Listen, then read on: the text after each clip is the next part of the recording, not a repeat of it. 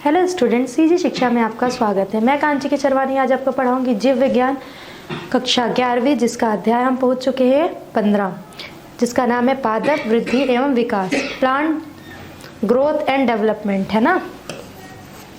Plant growth and development, plant growth कैसे करता है, बड़ा कैसे होता है, छोटे से बीज से एक संपूर्ण पादप का वृद्धि कैसा होता है और उसका विकास क्या क्या होता है, इस कैसे कैसे होता है, क्यों होता है, कब होता है, इस चीज़ के बारे में हम लोग इस लेसन में पढ़ेंगे।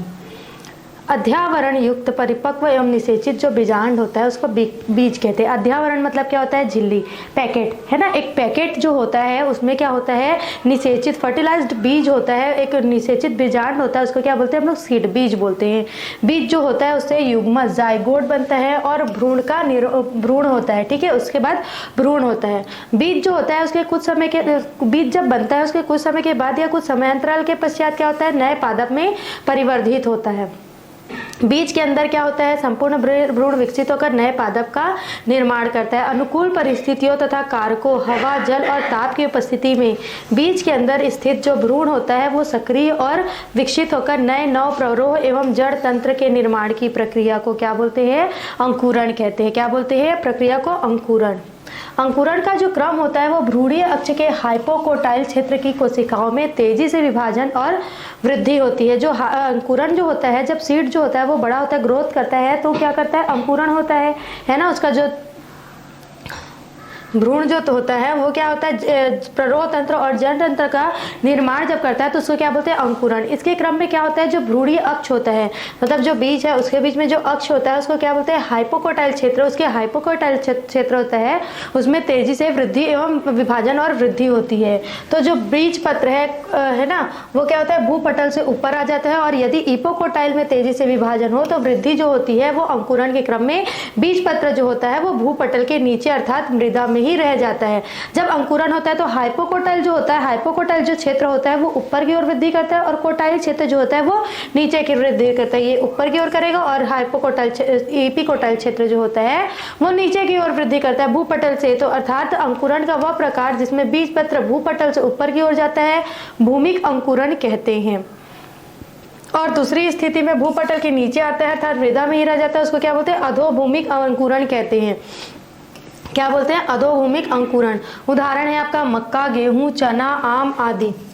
बीज अंकुरित होकर नवोद्भिद का निर्माण करते हैं, उनसे पादप तथा अंततः परिपक्व पौधा बन जाता है, जो प्रजनन आदि प्रक्रियाओं के अंतर्गत, जो प्रजनन होता है उसके आदि के अंतर्गत अपने जीवन चक्र को पूरा करता है, ठीक है। वृद्धि प्रक्रिया की दृष्टि से देखें तो जड़, तना, शाखाओं में वृद्धि जीवन पर्यंत चलती रहती है, अर्थात इनमें अनिश्चित वृद्धि की प्रक्रिया पाई जाती है। मतलब जब तक बीज जो होता है वो अंकुरित होता है, पौधा बनता है, पौधा से पादप बनता है ना, तब तक उसके एंड तक, जब तक उसकी मृत्यु नहीं हो जाती तब तक उनमें वृद्धि की प्रक्रिया होती है। लेकिन जो पत्ती, पुष्प और फल है वो विकास वह अनवरत नहीं चलता है, वो हमेशा नहीं चलता है। एक बार उनका पुनः निर्माण होता है तो वृद्धि रुक जाती है, अर्थात ये अंग क्या होते हैं, एक निश्चित वृद्धि तक ही निश्चित वृद्धि को प्रदर्शित करते हैं। वृद्धि, विभेदीकरण तथा विकास जो है उसकी प्रक्रियाओं को निर्बाध चलते रहने से पौधों का जो जीवन चक्र होता है उससे संबंधित विभिन्न प्रक्रियाएं पूर्णता को प्राप्त करती हैं। इन प्रक्रियाओं के होने में अनेक बाह्य कारक, एक्सटर्नल फैक्टर और एक्सट्रिंसिक फैक्टर और आंतरिक कारक, बाहरी फैक्टर भी काम करते हैं, ताप, जल, है ना, वायु जो है वो भी काम करते हैं। आंतरिक कारक भी जो होते हैं वो संलग्न होते हैं।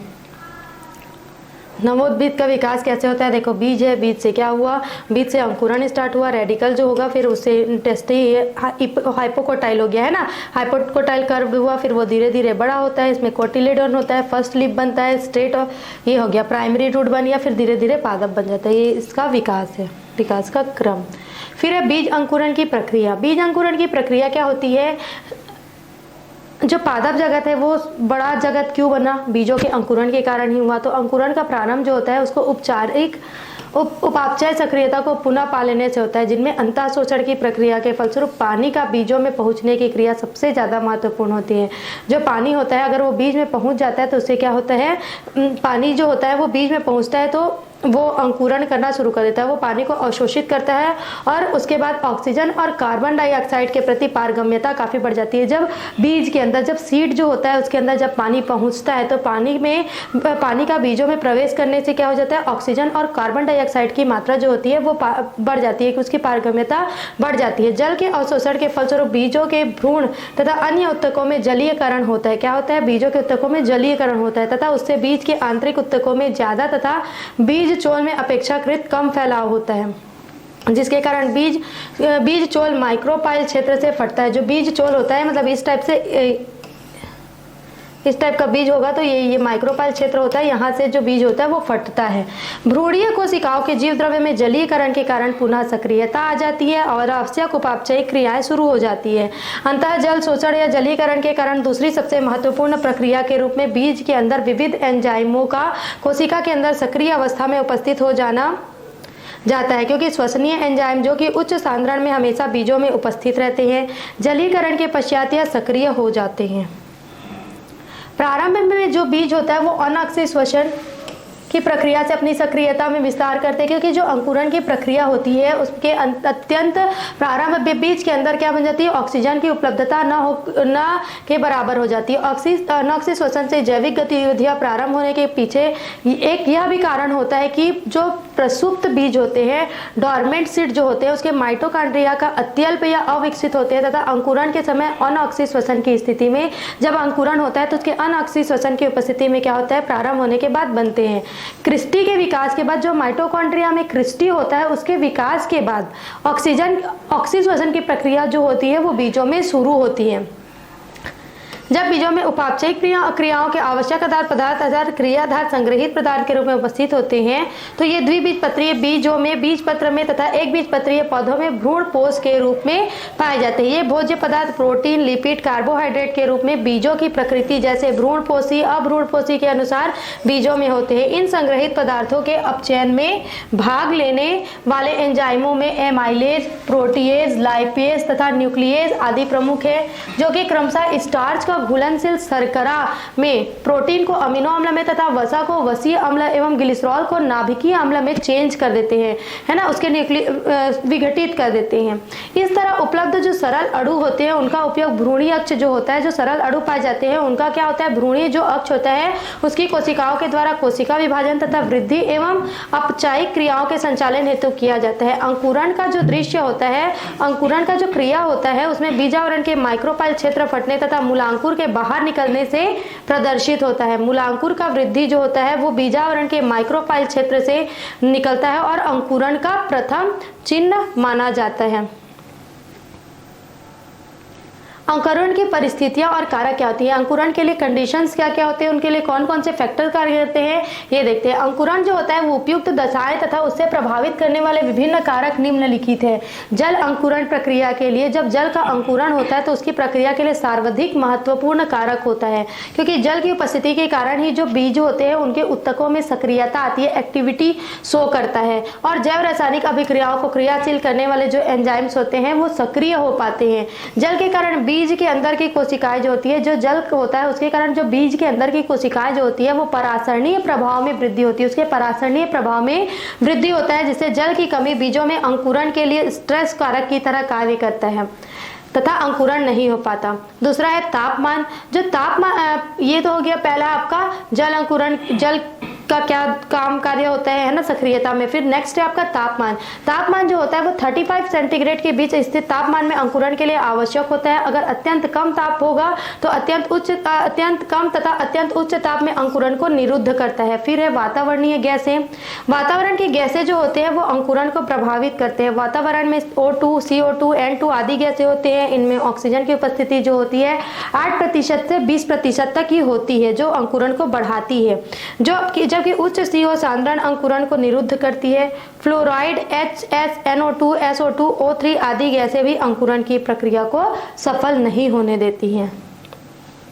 नेक्स्ट है आपका प्रकाश। प्रकाश जो होता है बीजों के अंकुरण के लिए बहुत ज्यादा आवश्यक नहीं माना जाता है, लेकिन लेक्टिका जो होता है वो अंकुरित होने के लिए प्रकाश की आवश्यकता होती है, इसलिए बीजों को फोटोब्लास्टिक बीज कहते हैं। जो जिस बीज को प्रकाश की आवश्यकता होती है उसको फोटोब्लास्टिक बीज कहते हैं। फिर है मृदा अवस्था, मृदा का वातायन जो सॉइल इरेजन हो रहा है या फिर मृदा जल धारण क्षमता जो हो रहा है, उसके पीएच की, खनिज घटक का, कार्बनिक पदार्थ आदि कारकों पर भी अंकुरण का जो दर होता है उसको निर्भर करता है। मृदा लवणता बीज के अंकुरण को कम करती है। बीजों की जीवन क्षमता, अंकुरण केवल जीवन क्षम बीजों के में ही संभव होता है, जिसमें जीवन बढ़ाने की शक्ति होती है उन्हें में ही संभव होता है, क्योंकि किसी भी बीज में यह क्षमता उसके निर्माण के बाद कुछ दिनों से लेकर अनेक वर्षों तक हो सकती है। कोई बीज 2 दिन में अंकुरित करता है, कोई बीज साल भर में, कोई 2 साल में, मतलब उसका सबका अलग अलग पीरियड होता है, टाइम पीरियड होता है। जैव रासायनिक तथा आकारिकी एवं पर्यावरणीय परिवर्तनों के कारण बीजों के जीवन क्षमता पर प्रभाव पड़ता है तथा उसकी समाप्ति हो सकती है। कुछ बीजों में शताब्दियों तक जीवन क्षम रहने की क्षमता होती है, जैसे कि कमल के बीज 400 वर्षों के बाद भी अंकुरित हो सकते हैं। कुछ बीजों में प्रसुप्ति पाई जाती है, ऐसे बीज को क्या बोलते हैं, प्रसुप्तावस्था के बाद ही वो बीज अंकुरित हो पाता है। फिर है बीज की संरचना, कुछ बीजों में कड़े अथवा अपारगम्य बीज चोल की उपस्थिति, अपरिपक्व भ्रूण की उपस्थिति, वृद्धि निरोधक पदार्थों की उपस्थिति अंकुरण को शीघ्र होने से निरुद्ध करती है। इन स्थितियों में विपरीत अवस्था बीजों में शीघ्र अंकुरण की स्थितियां निर्मित करती हैं। फिर है वृद्धि, बीजों में वृद्धि कैसे होता है, यह क्रिया किस कारण होता है, या किसी जीव या उसके विभिन्न अंगों के भार, आकार, रूप, आयतन, कोई भी जो जीव होता है, चाहे वो बीज हो, पादप हो, जंतु हो, कोई भी चीज हो, तो उसके उस जीव का है ना, उस जीव का अगर लंबाई, आयतन, भार, रूप में क्या होता है, उनके अंगों में क्या होता है, स्थायी और अनुक्रमणीय इरिवर्सिबल बढ़ाव या परिवर्तन होता है, उसको क्या बोलते हैं, वृद्धि। वृद्धि के क्रम में अपचयन क्रियाओं की तुलना में उपचयन क्रियाएं अधिक होती है। अगर देखेंगे तो वृद्धि जो होता है उसमें एनाबॉलिक जो प्रोसेस होगा वो कम होगा, कैटाबॉलिक प्रोसेस जो होता है वो अधिक होता है। वृद्धि जीवों के अंदर चल रहे समस्त उपापचयी क्रियाओं का कुल योग होता है। जो वृद्धि होता है वो जीवन में जो चल रहा होता है उसका सारे क्रियाओं का कुल योग होता है। प्रायः वृद्धि में नए जीव द्रव्य, कोशिका भित्ति, नई कोशिकाएं, नए उत्तक तथा नए अंगों की उत्पत्ति होती है। यह मुख्यतः कोशिका के विभाजन तथा उसकी वृद्धि से होती है।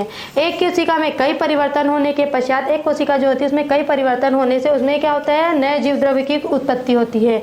जैसे पानी के अवशोषण, खनिज लवणों के अवशोषण से स्फीति दाब का बढ़ना, कोशिका में तनन और नई कोशिका भित्ति का बनना, प्रोटीन, लिपिड एवं कार्बोहाइड्रेट के बनने से नए जीव द्रव्य का निर्माण इत्यादि के वृद्धि के कारण हमेशा ही पौधों का शुष्क भार जो होता है वो बढ़ता है। कुछ अवस्थाएं ऐसी होती है जैसे कि बीजांकुरण के समय प्रकाश की अनुपस्थिति में होने वाले वृद्धि में क्या होता है, समय आकार तो बढ़ता है लेकिन उसके भार में क्या हो जाती है, कमी आ जाती है।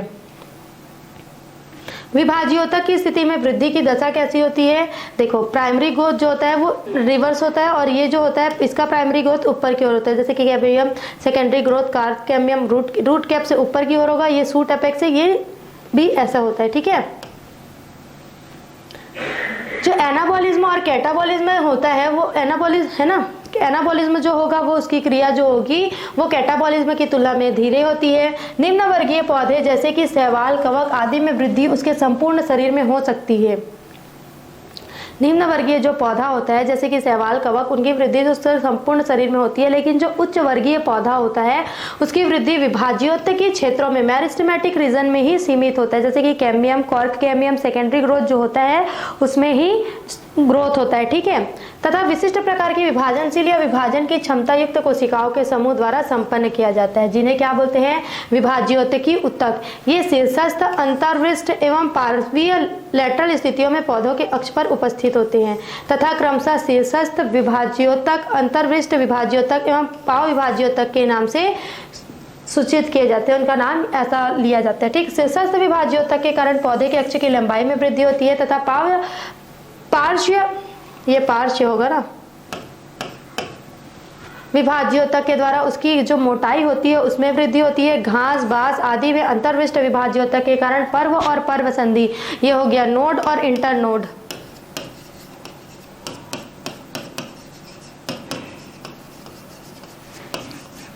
में वृद्धि होती है। फिर है वृद्धि की प्रवस्थाएं, stages of phases of growth. वृद्धि की प्रक्रिया जो होती है वो निम्नलिखित 3 अवस्थाओं के अंतर्गत पूर्ण होती है। कोशिका निर्माण के अंतर्गत कोशिका का दीर्घावरण, पहले कोशिका का निर्माण होगा, देन कोशिका का दीर्घाकरण होगा, उसके बाद कोशिका में जो भिन्न अथवा परिपक्वन अवस्था होगा। ठीक है, कोशिका निर्माण अवस्था या कोशिका विभाजन अवस्था किसे कहते हैं, जिसमें कोशिका निर्माण अवस्था को कोशिका विभाजन अवस्था भी कहते हैं। ठीक है, यह जो अवस्था होती है कोशिकाओं के निरंतर विभाजनशील अवस्था में रहने के कारण अनेक कोशिकाओं के निर्माण के द्वारा सूचित किया जाता है। यह अवस्था जो होता है वो कोशिका के समसूत्री विभाजन माइटोटिक डिवीजन के कारण पैतृक कोशिका के गुणात्मक स्वरूप पुत्री कोशिकाओं में निर्मित होने से पहचाना जाता है। इसे ही क्या बोलते हैं, लैग प्रावस्था अथवा फॉर्मेटिव प्रावस्था भी कहते हैं। इसे क्या बोलते हैं, लैग प्रावस्था या फिर फॉर्मेटिव प्रावस्था भी कहते हैं। इस अवस्था के पश्चात कोशिकाओं में गाढ़ा जीवद्रव्य, बड़ा केंद्रक का होना, सेल्यूलोज की बनी प्राथमिक कोशिका भित्ति तथा उनमें अनेक प्लाज्मोडेस्माटा की उपस्थिति से होती है। अनेक प्लाज्मोडेस्माटा की उपस्थिति से कोशिकाओं के बीच संचरण जो होता है वो सुलभ होता है। नेक्स्ट है आपका कोशिका दीर्घाकरण अवस्था। कोशिका विभाजन के पश्चात बनने वाली जो पुत्री कोशिकाएं हैं, है ना, जो कोशिका का दीर्घाकरण होता है तो कोशिका विभाजन जब होती है तो उससे पुत्री कोशिकाओं का निर्माण होता है। तो उनके लंबाई, आयतन, भार में जो वृद्धि होती है तो इस अवस्था में होती है उसकी कोशिकाएं जो होती है अंतःपरासरण द्वारा जल अवशोषण करके आकार में वृद्धि करती है। जब कोशिकाएं क्या करती है, अंतःपरासरण करती है तो उसके पश्चात क्या होता है, जल में अवशोषित करके अपने आकार में वृद्धि करती है तथा उनके मध्य एक रिक्तिका बन जाता है। क्या बन जाता है, उनके मध्य में एक रिक्तिका बन जाती है। निरंतर चलते रहने वाले उपापचय एवं अंतःपरासरण के कारण जब निरंतर उपापचय चलता रहता है और अंतःपरासरण होता है तो उसके कारण क्या होता है, जीव द्रव्य कोशिका भित्ति के ऊपर दबाव डालती है। जो जीव द्रव्य होता है वो कोशिका भित्ति के ऊपर दबाव डालती है जिसके कारण कोशिका भित्ति का विस्तार होता है। मतलब ये छोटी सी कोशिका है, इसमें जो जीव द्रव्य वो उसमें टेंशन होगा, मतलब खिंचाव होगा, बल लगेगा तो क्या होगा, उसमें वृद्धि होता है। फलतः कोशिका दीर्घीकृत हो जाती है। इस अवस्था को क्या बोलते हैं, लॉग फेज या फिर रेखीय प्रावस्था, लीनियर फेज कहते हैं। क्या बोलते हैं इस प्रावस्था को, लॉग फेज या फिर इनर लीनियर फेज भी कहते हैं। इस प्रावस्था में जो वृद्धि होती है वो काफी तेज होती है। इस अवस्था की पहचान कोशिका के आमाप के बढ़ने से रिक्तिका में अभिवृद्धि के कारण तथा नई भित्ति के संश्लेषण अथवा जमाव से होती है। यह है मूलाग्र का वृद्धि क्षेत्र। फिर है कोशिका विभेदन अथवा परिपक्वन अवस्था। दीर्घन के पश्चात इन कोशिकाओं में जो विभेदन होता है ना, दीर्घन होगा उसके बाद कोशिकाओं में क्या होता है, डिफरेंस होना स्टार्ट हो जाता है। तो इनकी भित्तियों के अनुसार जो क्यूटिन का लेयर होता है, क्यूटिन, लिग्निन और टेनिन आदि जो पदार्थ होते हैं वो जमने लगते हैं, आके स्टोर होते जाते हैं, जमने लगते हैं, जिससे आवश्यकता अनुसार सरल या जटिल ऊतक में बदल जाते हैं। इस परिवर्तन के फलस्वरूप इन कोशिकाओं में संरचनात्मक और गुणात्मक परिवर्तन होते हैं। इस अवस्था में वृद्धि दर जो होती है स्थिरावस्था का प्रदर्शन करती है। इसके बाद जो वृद्धि होती है उसमें कमी आने लगती है। यह वृद्धि का अंतिम चरण होता है। इसके अंत में वृद्धि रुक जाती है जिसे जीर्णावस्था कहते हैं। क्या बोलते हैं इसको, जीर्णावस्था। जीर्णावस्था जो होता है स्थिरावस्था के बाद आती है ना। देखो, सेल डिवीजन फेज सबसे शुरू है। सेल जो होता है वो सेल का डिवीजन, मतलब सेल बड़ा होता है, फिर डिवीजन होता है, फिर इनलॉगेशन फेज होता है। ठीक है, ये बढ़ाव होता है। उसके बाद है मैच्यूरेशन फेज बोलते हैं, जिसमें हम लोग क्या किए, मैच्यूरेशन फेज में जीर्णावस्था आता है एंड में। ठीक है, और जीर्णावस्था के बाद क्या आता है, स्थिरावस्था। वृद्धि कोशिका स्तर पर होती है या जीव द्रव्य में बढ़ोतरी के कारण होती है। ठीक, वृद्धि को प्रभावित करने वाले बाहरी कारक भी होते हैं और कुछ आंतरिक कारक भी होते हैं। बाह्य कारक कौन कौन से होंगे, तो पहला है तापमान। तापमान की वृद्धि से क्या होता है, संपादित होती है। तापमान की वृद्धि अगर 22 सेंटीग्रेड से 33 सेंटीग्रेड के हो तो आराम से वृद्धि होती है, और 27 सेंटीग्रेड को आदर्श तापमान भी बोल सकते हैं। ठीक है, 45 सेंटीग्रेड से अधिक तापमान पर एंजाइम निष्क्रिय हो जाते हैं, जिससे क्या होता है, पौधा में वृद्धि जो होती है वो रुक जाती है। कम तापमान पर भी रखेंगे तो पुष्पन की क्रिया कम होगी। ठीक है, तो उनमें समय से पूर्व ही पुष्पन होगा। अगर कम तापमान पर रखा जाए बीजों को तो क्या होता है, पुष्पन जो होता है वो बहुत पहले हो जाता है, जिससे क्या होता है, इसे वसंतीकरण कहते हैं। दूसरा है प्रकाश। निम्न प्रकाश में पर्व की लंबाई में वृद्धि तथा पत्तियों का फलकीकरण ज्यादा होता है। बहुत कम प्रकाश तीव्रता प्रकाश संश्लेषण के साथ साथ वृद्धि की दर को भी कम करती है। क्लोरोफिल का संश्लेषण प्रकाश पर निर्भर करता है। जो क्लोरोफिल होता है उसका जो संश्लेषण होगा वो किस पे निर्भर करेगा, क्लोरोफिल का संश्लेषण जो होता है वो प्रकाश के पर निर्भर करता है। प्रकाश की अल्प उपलब्धता अगर होगी तो इसमें इटियोलिन यौगिक संश्लेषित होता है, जिसके कारण पौधे क्या हो जाते हैं, पीले हो जाते हैं। ऐसे पौधे इटियोलेटेड कहलाते हैं। लाल प्रकाश की वृद्धि बढ़ता है। लाल प्रकाश से वृद्धि बढ़ेगा तो पुष्पन की क्रिया का होना या ना होना, प्रकाश की अवधि, तीव्रता, प्रकार, दिशा आदि पर निर्भर करता है। अधिक प्रकाशीय तीव्रता में पौधे जो होते हैं वो स्वस्थ होते हैं, परंतु इसमें पौधे में वृद्धि कम हो जाती है। वृद्धि को प्रभावित करने वाले कारक कौन कौन से या दशाएं देखते हैं तो यह तापमान, फिर प्रकाश, जल, ऑक्सीजन, नाइट्रोजन, कार्बन, पोषक तत्व और गुरुत्वाकर्षण। क्लियर। फिर है ऑक्सीजन की उपलब्धता। ऑक्सीजन की उपस्थिति में कोशिका जो होती है वो स्थितिज ऊर्जा का रूपांतरित करती है, मॉडिफाइड करती है गतिज ऊर्जा में, तथा सभी उपापचयिक क्रिया निर्बाध चलती रहती है। क्या होता है, जितने भी उपापचयिक जो क्रियाएं होती हैं वो निर्बाध चलती है। फिर है जल उपलब्धता। समुचित जल उपलब्धता होने पर ही वृद्धि का सुचारू रूप से होना संभव है। कोशिका का दीर्घाकरण, कोशिकाओं की आसुन्नता, जीवद्रव्य में होने वाली समस्त उपापचयिक जो क्रियाएं हैं वो किस पर निर्भर करती है, जल पर ही निर्भर करती है। फिर है कार्बन नाइट्रोजन अनुपात। कार्बोहाइड्रेट तथा नाइट्रोजन के यौगिकों की उपस्थिति की मात्रा, कार्बोहाइड्रेट और नाइट्रोजन के जो यौगिक है उनकी उपस्थिति की मात्रा की वृद्धि की विशेष अवस्थाओं को नियंत्रित करता है। जैसे नाइट्रोजन यौगिक की ज्यादा मात्रा, अगर नाइट्रोजन की यौगिक का ज्यादा मात्रा है तथा कार्बोहाइड्रेट की कम मात्रा है तो होना है तो वृद्धि को ही संभव बनाता है। विपरीत स्थिति में उपस्थित होने पर जननीय वृद्धि के प्रारंभ होने की बारी आती है। फिर है पोषक तत्व। वृद्धि क्षेत्रों में मौजूद कोशिकाओं को निरंतर पोषक पदार्थों की आपूर्ति आवश्यक होती है। खनिज, लवण इत्यादि भोज्य पदार्थों के पौधे की वृद्धि में सहायक होते हैं। इनसे कोशिका रस की सांद्रता बढ़ जाती है तथा कोशिकाएं जो होती है वो स्फीत अवस्था धारण कर विभाजन से नई कोशिकाओं का निर्माण करते हैं। आंतरिक कारक क्या क्या होगा, वृद्धि प्रवर्धक पदार्थ। वृद्धि प्रवर्धक मतलब होता है बढ़ाना। वृद्धि प्रवर्धक पदार्थ जो होता है वो कार्बनिक पदार्थों द्वारा नियंत्रित होता है। इसे वृद्धि नियामक पदार्थ भी बोलते हैं, ग्रोथ प्रमोटिंग हार्मोन्स कहते हैं। वृद्धि हार्मोन जो होता है थोड़ी मात्रा में ही होता है, उस पौधे के लिए पर्याप्त होता है, जैसे ऑक्सिन, जिब्रेलिन, साइटोकाइनिन आदि। ये विभिन्न हार्मोन का पादप कार्य में अलग अलग प्रकार से वृद्धि संबंधित कार्यों को पूर्ण होने में मदद करते हैं। वृद्धि निरोधक पदार्थ है तो जो वृद्धि को कम मात्रा में भी उपस्थित होकर वृद्धि को कम कर सकते हैं या रोक सकते हैं। एबिसिसिक अम्ल, कोमेरिन आदि वृद्धि की दर को कम कर देते हैं या रोक देते हैं। इसे क्या बोलते हैं, वृद्धि निरोधक पदार्थ कहते हैं। फिर है वृद्धि दर। इकाई समय में होने वाली जो बढ़ोतरी होती है उसको क्या बोलते हैं, वृद्धि दर। किसी कोशिका अंग अथवा संपूर्ण पौधों की जो वृद्धि होती है उनकी समान दशाएं होने पर भी एक निश्चित दर से नहीं होती तो कोशिका विभाजन और कोशिका का प्रसार जो होता है वृद्धि दोनों अनिवार्य लक्षण है। कोशिका को अगर गणितीय ढंग से देखेंगे तो उसका हल किया जा सकता है जो अंक गणितीय वृद्धि या फिर ज्यामितीय वृद्धि द्वारा प्रदर्शित करते हैं। पहला है अंक गणितीय वृद्धि। इस वृद्धि में समसूत्री विभाजन के फलस्वरूप दो संतति कोशिकाएं बनती है। उन दो संतति कोशिकाओं से विभाजन होती है तो क्या होती है, उससे दो अंग बनते हैं। जैसे फिर जो दूसरी कोशिका एक स्थायी कोशिका उत्तक अथवा अंग में विभेदित रहती है ना। देखो इसमें दिखाया गया जीरो करके इस चित्र में। फिर कोशिका से समसूत्री विभाजन से दो कोशिकाएं बनेगी। इस व्यवस्था को ए के रूप में दिखाया गया है। फिर चिन्हित करके कोशिकाओं में विभाजन होती है जिससे 2, 3, 4 अवस्थाओं में क्रमशः दो कोशिकाओं में विभाजित होती रहती है। 2, 3, 4 या फिर ए बी सी डी के आधार पर दर्शाया जा सकता है। यह वृद्धि जो है एक निश्चित दर वृद्धि से करता है। जड़ की वृद्धि की लंबाई को समय के सापेक्ष ग्राफ द्वारा दर्शाया जाए तो रेखीय वक्र बनता है। अंकगणितीय वृद्धि को गणितीय रूप से निम्न सूत्र द्वारा समझा जा सकता है। LT = L0 + RT। LT = T समय लंबाई पश्चात LO = शून्य समय में लंबाई तथा R = वृद्धि दर अर्थात इकाई के समय में लंबाई में वृद्धि। ये रहेगा स्टेज 1, स्टेज 2, स्टेज 3, स्टेज 4। फिर इसको मेरिस्टेमेटिक सेल बोलेंगे और डेरिवेटिव, ये जो है इसको बोलेंगे मेरिस्टेमेटिक सेल और इसको बोलेंगे derivative of meristematic cell. Derivative मतलब उसी के जैसा ही उसी के समान सेल। फिर है ज्यामितिक वृद्धि। इसमें क्या होता है कि कोशिकाओं का निरंतर विभाजन जो होता है उससे बनी दोनों कोशिकाएं विभाजित होती है। इस वृद्धि में 3 प्रवस्थाएं दिखाई गई है।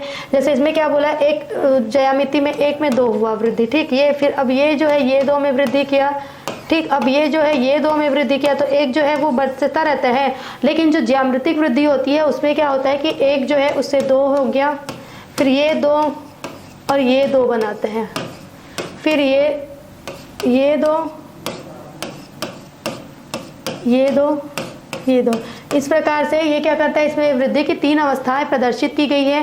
पहला है प्रारंभिक अथवा लैग अवस्था। यह वृद्धि की आरंभिक अवस्था दर्शाती है। इस प्रवस्था में वृद्धि दर धीमी होती है। फिर है चरघातांकी तथा लॉग प्रवस्था। दूसरा प्रवस्था को क्या बोलेंगे, चरघातांकी और लॉग प्रवस्था। यह तीव्र अथवा अधिकतम वृद्धि की अवस्था है। इस अवस्था में कोशिकाओं की कार्यिकी क्रियाकलाप अपनी अधिकतम सीमा पर होती है। इस अवस्था में बनने वाली सभी कोशिकाएं जो होती है विभाजनशील होती है। क्या होती है? विभाजनशील। स्थिर अथवा प्रौढ़ अवस्था, इस अवस्था में क्या होती है? वृद्धि दर में निरंतर कमी होती है। पौधा परिपक्व होने लगता है जिसके कारण उपापचयी क्रियाएं मंद होने लगती है। पौधा क्या होगा? मैच्योर होता जाएगा जिससे क्या होता है? उपापचयी क्रियाएं मंद होने लगती है और इस अवस्था के बाद ये पौधे जीर्णता दर्शाते हैं। यदि इस प्रकार की वृद्धि जो होती है उसका ग्राफ बनाए जाएंगे समय के सापेक्ष में, तो ये क्या होता है? इस प्रकार का ग्राफ प्राप्त होता है, वक्र प्राप्त होता है, जिसको क्या बोलते हैं? सिग्माइड वक्र। समय के सापेक्ष में बनाएंगे तो देखो ये है सिग्माइड वक्र। सिग्माइड वक्र इंपॉर्टेंट है, ये पूछा जाता है कि किस में होता है, किस वृद्धि के फेस में होता है।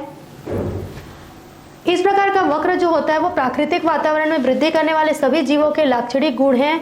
वृद्धि को भलीभांति समझने के लिए दो जीवित तंत्रों की वृद्धि और परिणात्मक तुलना की जा सकती है, जिसमें से पहला है आपका संपूर्ण या परम वृद्धि दर और दूसरा है सापेक्ष वृद्धि दर। संपूर्ण या परम वृद्धि दर जिसमें क्या होता है? एक निश्चित समय में किसी अंग के समय वृद्धिमान को जैसे माप, आयतन, भार आदि में होने वाले वृद्धि परम वृद्धि दर कहलाती है।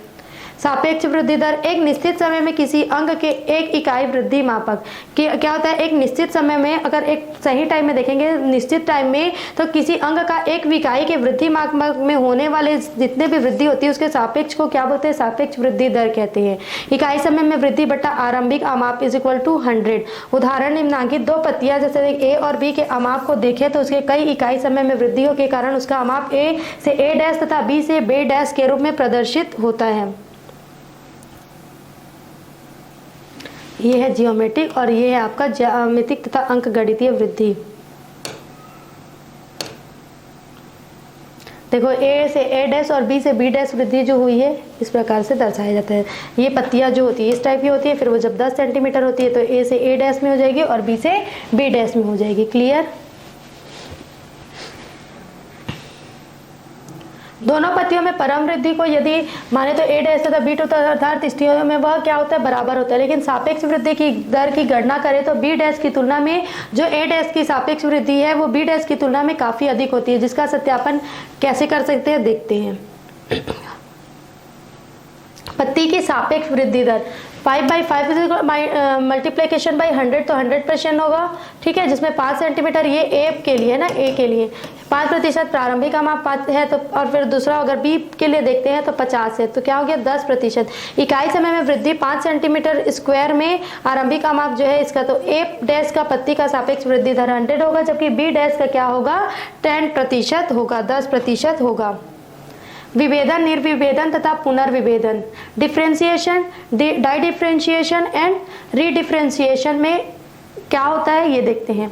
विभाज्योतिकीय उत्तक जो बनते हैं उनकी कोशिकाएं अंततः स्थायी कोशिकाओं में परिवर्तित हो जाती है। जो विभाज्योतक उत्तकों से निर्मित कोशिकाएं जो होती है वो क्या होती है? अंततः स्थायी कोशिकाओं में परिवर्तित हो जाती है।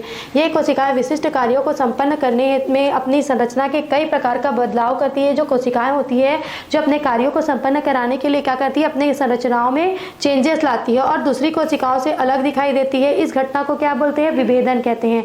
अपने कुछ कार्यों के लिए क्या करती है? अपने में चेंजेस लाती है। इस चेंजेस को क्या बोलते हैं? दूसरी कोशिकाओं से अलग दिखाई देती है। इस घटना को विभेदन कहते हैं। पारिभाषिक दृष्टि से देखेंगे कि प्रक्रिया जिसके द्वारा कोशिकाएं विभिन्न संरचनात्मक, क्रियात्मक तथा उपापचयिक लक्षण अर्जित करते हैं। क्या करते हैं? विशिष्ट अगर संरचना में देखेंगे, क्रिया में देखेंगे तथा उपापचयिक लक्षण देखते हैं तो उसमें क्या कहते हैं? अर्जित करती है, उसको विभेदन कहते हैं। कैम्बियम कोशिकाओं से बनने वाली जो कोशिकाएं हैं उनमें कुछ ट्रैकिड एवं वेसल्स वाहिकाओं में बदलता है। मृदुता कोशिकाएं क्लोरोप्लास्ट में जाने से क्लोरेन कायमा का निर्माण करता है। विभाज्यतिकीय कोशिकाओं से रंध्र, ट्राइकोम, मूल टोप आदि का विभेदन का उदाहरण है। जीवित विभेदित कोशिकाएं जो है वो कुछ विशेष परिस्थितियों में विभाजन की क्षमता पुनः प्राप्त कर लेती है। इस घटना को क्या बोलते हैं? डाई डिफ्रेंशिएशन बोलते हैं, डी डिफ्रेंशिएशन बोलेंगे या फिर निर्विभेदीकरण विभेदन कहते हैं। अंतरापोलीय अयधा, इंटरफेसिकुलर कैम्बियम और कार्क कैम्बियम इसके उदाहरण हैं, क्योंकि ये मृदुता कोशिकाओं से बनते हैं। अंतरापुलीय एधा जो है इंट्राफेसिकुलर कैम्बियम, और दूसरा बोल रहा है कि कार्क कैम्बियम इसके उदाहरण है, क्योंकि ये क्या करते हैं जो मृदुताकाई मतलब पैरेन्काइमेटस जो सेल होते हैं उससे निर्मित होते हैं। अगर परिभाषिक दृष्टि से देखेंगे तो वह प्रक्रिया जिसके द्वारा एक पूर्णतः विभेदित अथवा विशिष्ट कोशिका फिर से विभाज्योति की कोशिका के रूप में कार्य करता है। क्या बोल रहा है कि एक पूर्णतः विभेदित जो कोशिका होता है या फिर जो विशिष्ट कोशिकाएं होती हैं वो क्या कहते हैं विभाज्योति की कोशिकाओं के रूप में कार्य करती हैं, तो इसको क्या बोलते हैं निर्विभेदन, डाइडिफरेंशिएशन कहते हैं। निर्विभेदनकरण से क्या होता है कोशिकाओं द्वारा बनी जो कोशिकाएं पुनः विभाजन की क्षमता को विशिष्ट कार्यों को करने के लिए खो देती है। विभाजन के लिए क्या कहते हैं विशिष्ट जो अपनी जो क्षमता होती है उसको खो देती है, तो इस घटना को पुनर्विभेदन कहते हैं। द्वितीयक फ्लोएम, द्वितीयक जाइलम, कार्क, द्वितीयक कॉर्टेक्स आदि उत्तक जो है पुनर्विभेदन के उदाहरण हैं। विभेदन की प्रक्रिया जो होती है वो पौधों में खुले प्रकार की होती है, क्योंकि एक ही प्रकार की शीर्ष विभाज्योतक कोशिकाओं से एपिडर्मिस, कॉर्टेक्स, रोम तथा संवहनी उत्तक आदि बनते हैं। फिर है परिवर्धन तथा विकास। डेवलपमेंट क्या होता है, तो डेवलपमेंट जो होता है वो किसी भी जीव के जीवन चक्र का वह अवस्था होता है जिसमें जितनी भी फेसेस आते हैं उसमें, है ना, जितने भी उसके जीवन चक्र में जो फेस आते हैं, जो बीजांकुरण से लेकर जीर्णता तक, बीज के अंकुरण होने से लेकर जब वो पौधा वृद्ध हो जाता है ना, तब तक उनके मध्य जितने भी फेसेस आते हैं उनको क्या बोलेंगे विकास। विकास कोशिकाओं में जैव रासायनिक स्तर पर होने वाले परिवर्तनों को प्रकट होता है। उदाहरण, जब पौधे को अंधकार से प्रकाश में रखा जाता है तो उसमें क्लोरोप्लास्ट का विकास होता है तथा प्रकाश संश्लेषण से संबंधित एंजाइम सक्रिय हो जाता है, और विकास और परिवर्तन एवं वृद्धि और विभेदन का परिणाम या योगफल कहा जा सकता है। यह सरल अवस्था का जटिल अवस्था की ओर क्रमिक परिवर्तन है, जो क्या होता है सरल अवस्था से जटिल अवस्था की ओर धीरे धीरे बढ़ता है, या फिर ये कभी कभी आकस्मिक भी हो सकता है। सामान्य वृद्धि और विकास दोनों प्रक्रियाएं हैं, परंतु कुछ दशाओं में वृद्धि जो होती है वृद्धि के बिना ही विकास भी हो सकता है। विकास डेवलपमेंट जो होता है वो बाह्य आंतरिक दोनों कारकों पर नियंत्रित हो सकते हैं। विकास की प्रक्रिया जो होती है वो सीधी नहीं होती है, ये क्या होती है प्लास्टिसिटी प्रदर्शित करते हैं, अर्थात पौधे अलग अलग तरीकों का अनुसरण करते हैं, अलग अलग तरीकों से आगे बढ़ते हैं और अलग अलग संरचनाओं का वातावरण के परिप्रेक्ष्य उत्पन्न करते हैं। प्लास्टिसिटी का अच्छा उदाहरण है पर्ण भिन्नता, है ना। यह क्या करता है, यह किसी भी एक जाति के पौधों पर एक से अधिक तरह के पत्तियों के बनने की क्रिया है। यह इस स्थिति में कपास, धनिया तथा लार्कस्पूर में देखने को मिलता है। इस पौधे की शैशवावस्था की जो पत्तियां होती है वो परिपक्वावस्था की पत्तियों से भिन्न होती हैं। जलधान्यों का पौधा यदि जल अवस्था में वृद्धि करे तो उसकी पत्तियां अलग आकारिकी का प्रदर्शन करती है, लेकिन अगर स्थलीय अर्थात समुद्भिद अवस्था में वृद्धि करती है तो उनमें पत्तियों का स्वरूप अलग प्राप्त होता है। अतः विकास का प्रक्रिया वास स्थान के अनुसरण होता है। ठीक है, लार्क्स पर तथा जलधनिया में विषम परिणता दिखाई देता है। वृद्धि के लिए उपयुक्त दशाएं, पौधों को अपनी सामान्य वृद्धि एवं विकास के लिए जल, तापमान, ऑक्सीजन तथा पोषक तत्वों के पर्याप्त मात्रा की आवश्यकता होती है ना। तो ये इनमें ऊर्जा की भी आवश्यकता होती है तथा संचित पदार्थों का जो संचित पदार्थ होते हैं उनके ऑक्सीकरण से ही ऊर्जा प्राप्त होती है। इसके लिए अनुकूल तापमान भी आवश्यक होता है। अनुकूल तापमान भिन्न भिन्न होता है। पौधों की वृद्धि जो होती है 0 से 35 सेंटीग्रेड तक के बीच होती है। वृद्धि दर पोषक तत्वों की पूर्ति के लिए समानुपाती होता है। खनिज तत्व कोशिका द्रव्य के महत्वपूर्ण घटक है, ठीक है, तथा कोशिका द्रव्य में इसकी पर्याप्त सांद्रता का होना आवश्यक है। विभिन्न प्रकार के पौधे अल्प प्रदीप्तकाली, दीर्घ प्रदीप्तकाली तथा दिवस निरपेक्ष को कायिक वृद्धि तथा पुष्पन के लिए अलग अलग प्रकाश की आवश्यकता होती है। पादप हार्मोन या वृद्धि नियामक पदार्थ, बीजों के अंकुरित होने से, जो बीजों अंकुरित होते हैं तो कोपले फूटती हैं, है ना, उनमें जड़, तना और पत्तियों का विकास होता है तथा इस प्रकार एक नवोद्भिद अर्थात शिशु पौधे का निर्माण होता है जो धीरे धीरे लंबाई में, मोटाई में, आकार में, वृद्धि में बढ़ोतरी करता है। इससे नवोद्भिद बढ़कर एक वयस्क पौधा बन जाता है, जिससे प्रजनन अपनी जैसी संतति पौधा उत्पन्न करने की क्षमता होती है और स्वयं व्ययता से गुजरकर मृत्यु को प्राप्त करता है। किसी जीव में उसके जीवन चक्र के विभिन्न चरण को क्या बोलते हैं, विभिन्न चरण जो होते हैं उनमें हार्मोन्स की सक्रियता होती है और हार्मोन्स जो होते हैं उसके वृद्धि नियामक पदार्थ होते हैं। हार्मोन शब्द एक ग्रीक शब्द हार्मो से बना है जिसका शाब्दिक अर्थ होता है उद्दीपित करना, स्टिमुलेटेड करना, है ना। थीमेन ने पौधों में पाए जाने वाले हार्मोन्स को फाइटो हार्मोन्स नाम दिया। पिंकटन एवं थीमेन ने हार्मोन्स को निम्न प्रकार से परिभाषित किया। हार्मोन ऐसे कार्बनिक पदार्थ है जो पौधों में प्राकृतिक रूप से एक स्थान पर निर्मित होता है तथा पौधों के अन्य भागों में अत्यंत अल्प मात्रा वृद्धि और अन्य प्रकार्यात्मक क्रियाओं पर नियंत्रण रखता है। सन 1971 में फिलिप्स ने पादप वृद्धि नियंत्रकों का या हार्मोन्स को निम्न प्रकार से परिभाषित किया। पादप हार्मोन्स ऐसे अपोषक जटिल कार्बनिक पदार्थ होते हैं जो पादप हार्मोन्स होते हैं वो ऐसे अपोषक और जटिल कार्बनिक पदार्थ होते हैं जो पौधों की विशिष्ट कोशिकाओं में निर्मित होते हैं तथा दूसरी कोशिकाओं में स्थानांतरित होते हैं। एक कोई भी कोशिका में निर्मित होंगे और दूसरी कोशिकाओं में स्थानांतरित होते हैं और अल्प सांद्रता में वृद्धि संबंधित क्रियाओं को प्रभावित करते हैं। हार्मोन्स की श्रेणी में प्राकृतिक तथा संश्लेषित दोनों प्रकार के रसायन आते हैं। ये पोषक पदार्थ नहीं होते हैं तथा अपनी उपस्थिति अथवा संश्लेषण का कारण वृद्धि को या तो बढ़ा देते हैं या घटा देते हैं या फिर रूपांतरित भी कर सकते हैं। ये इसके धनात्मक और ऋणात्मक प्रभाव को देखते हुए पादप हार्मोन को दो उपशीर्षकों में बांटा गया है। पहला है वृद्धि प्रवर्धक हार्मोन और दूसरा है वृद्धि निरोधक हार्मोन। वृद्धि प्रवर्धक हार्मोन में कौन कौन से आते हैं? ऑक्सिलिन, जिब्रेलिन, साइटोकाइनिन और फ्लोरिजिन। वृद्धि निरोधक हार्मोन में आएंगे आपका एबिसिक अम्ल और अन्य फिनोलिक पदार्थ। वृद्धि हार्मोन्स में देखेंगे हम लोग अगर तो वृद्धि करने वाले जो हार्मोन्स होते हैं उसमें है पहला ऑक्सिन। ऑक्सिन जो होता है पादप हार्मोन में सबसे ज़्यादा महत्वपूर्ण होता है क्योंकि ये प्रतिनिधित्व करता है, क्योंकि ये क्या करता है सभी प्रकार के वृद्धि को क्रियाओं को प्रेरित करते हैं। ऑक्सिन शब्द का सर्वप्रथम उपयोग कोगल एवं स्मिथ नामक वैज्ञानिक ने 1931 में किया था। ऑक्सिन शब्द जो एक ग्रीक शब्द है जिसका अर्थ होता है वृद्धि करना, ठीक है, टू ग्रो।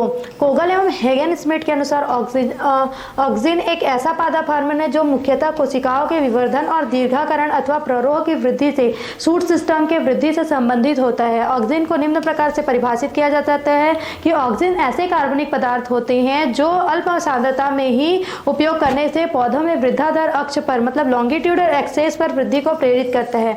महत्वपूर्ण खोजें देखेंगे तो डार्विन नाम के वैज्ञानिक थे, उन्होंने बताया कि कैनरी घास पर उन्होंने एक प्रयोग किया कैनरी घास पर और उन्होंने बताया कि वृद्धि हार्मोन होने की अवधारणा को मतलब वृद्धि हार्मोन जो होता है वो पौधों को उद्दीपित करता है जो उपशीर्षस्थ क्षेत्र में स्थानांतरित होकर कॉलियोप्टाइल के प्रकाश की दिशा की ओर मुड़ने पर निर्धारित करता है। क्योंकि इन्होंने प्रयोगों के क्रम में पाया कि जब प्रांकुर चोल के अग्रभाग को काट कर अलग कर दिया जाता है, जो प्रांकुर होता है उसके चोल को काट कर अलग कर दिया जाता है तो यह ढक दिया जाता है तो यह प्रकाश स्रोत की ओर नहीं मुड़ता। बाइसन और जेनसेन ने डार्विन की अवधारणा का समर्थन किया तथा कि खोजा कि वृद्धि नियामक पदार्थ क्या होता है जिलेटिन से होकर विस्तृत होता है। यह है डार्विन का प्रयोग। देखो जो लाइट है वो आ रहा है तो उन्होंने क्या किया, इसको ये लाइट आया तो उधर की ओर मुड़ गया है ना, मुड़ता है, फिर क्या कहते हैं अगर इसको हम लोग कट कर दे ब्लेड से इस प्रकार आया तो लाइट आया तो फिर वो क्या होगा सीधा ही जाएगा। पादप हार्मोन के लक्षण ये कार्बनिक पदार्थ होते हैं परंतु पोषक पदार्थ नहीं होते। कार्बनिक यौगिक होते लेकिन पोषक नहीं करते पौधों का। ये जड़, तना तथा कलिका के शीर्षस्थ हिस्सों में तथा पत्तियों में संश्लेषित होते हैं। ये फ्लोएम के मार्ग से पौधे के अन्य क्षेत्र में अभिगमित होते हैं और ये अल्प मात्रा में संश्लेषित होते हैं तथा क्रियाशील होते हैं। अत्यधिक मात्रा में ये विपरीत असर भी डाल सकते हैं। ये पौधों में वृद्धि की क्रिया को अभिप्रेरित और निरोधित करने का कार्य करते हैं। क्लियर?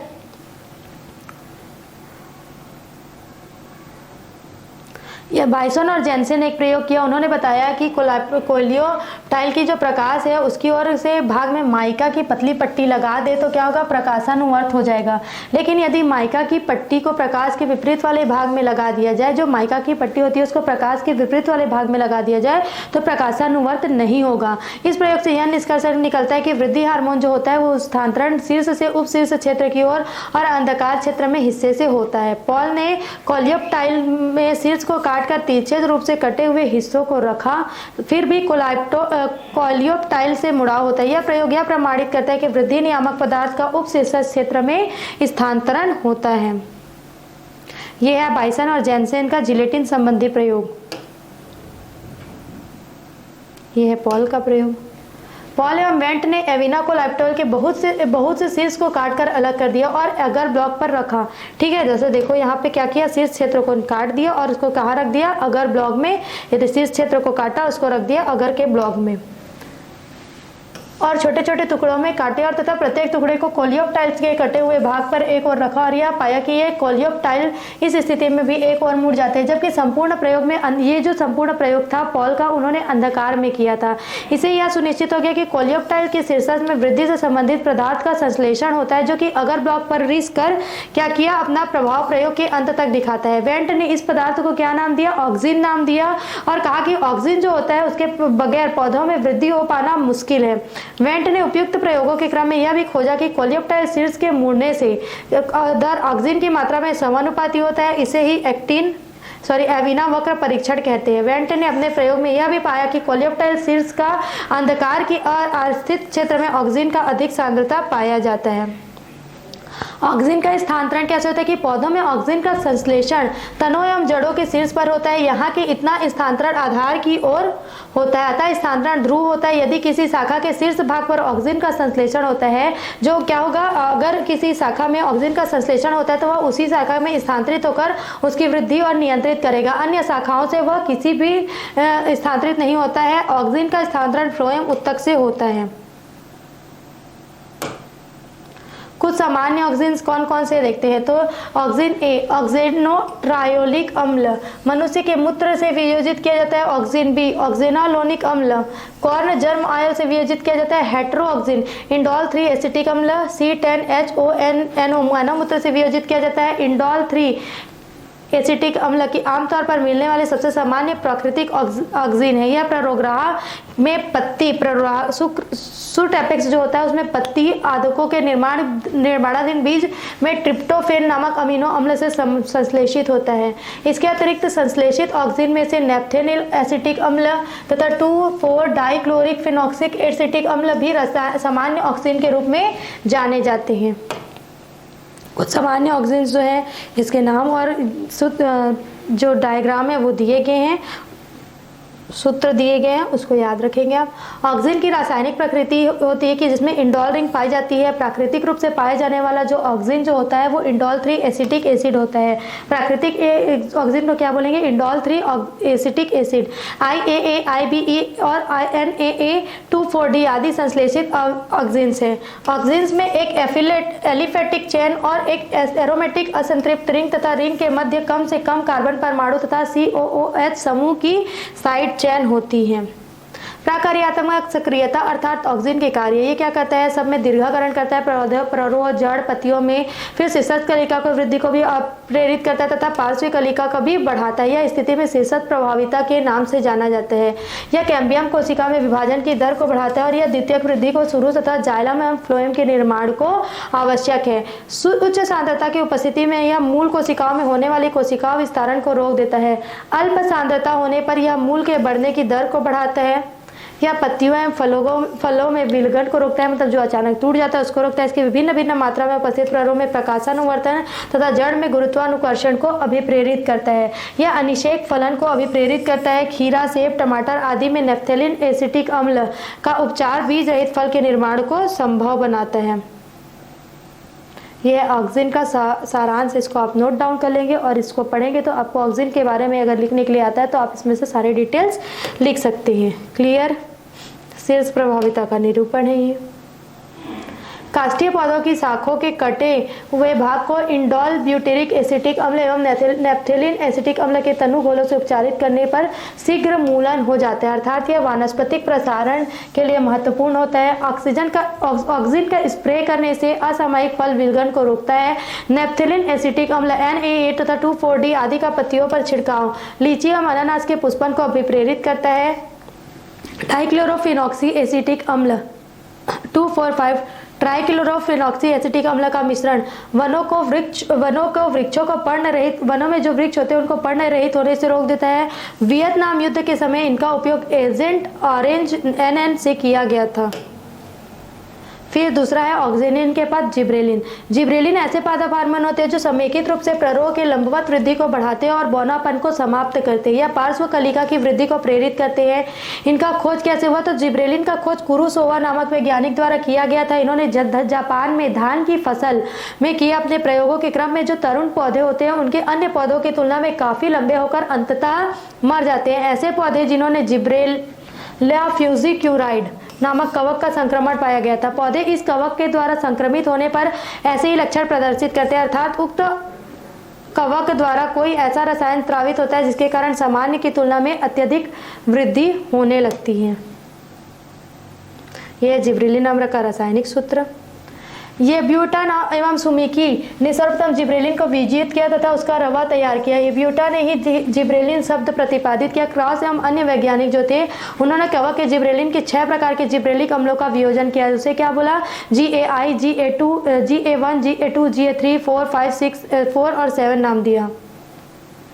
मैकमिलियन एवं उनके सहयोगियों ने सेम के बीच से 3 प्रकार के जिब्रेलिन को वियोजित किया, जिसे GAS, GA6 और GAG नाम दिया। सामान्य जिब्रेलिन जो है आज पर्यंत लगभग 100 प्रकार के जिब्रेलिन का संश्लेषण हो चुका है, जिसमें से 25 प्रकार के जो जिब्रेलिन है वो जिब्रेला फ्यूजिक्यूराइड से ही प्राप्त हुए। प्ररोह, शीर्ष, मूलाग्र तथा विकासशील बीजों में भी जिब्रेलिन का संश्लेषण होता है। सभी प्रकार के जिब्रेलिन जो है वो अम्ल 3GA3 की सामान्यता आसानी से प्राकृतिक रूप में प्राप्त होते हैं। जिब्रेलिन का संश्लेषण एसिटाइल कोएंजाइम से होता है। इसके कार्य क्या क्या होते हैं?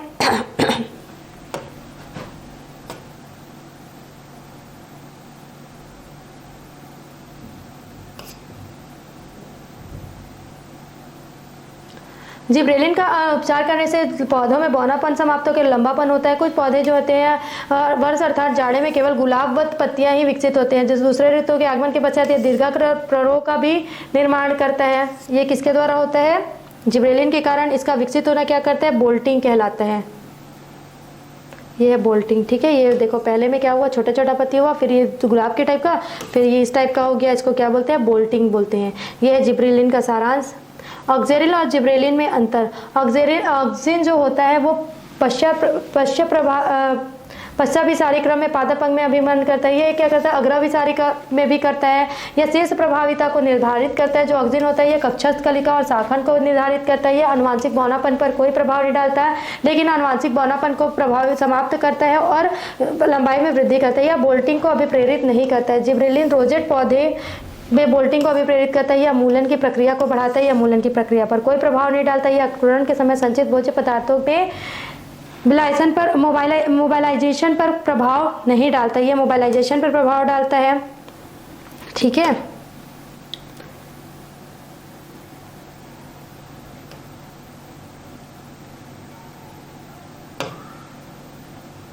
इसके साथ ही आगे के टॉपिक्स के लिए हमारे साथ जुड़े रहिए सीजी शिक्षा ऐप में।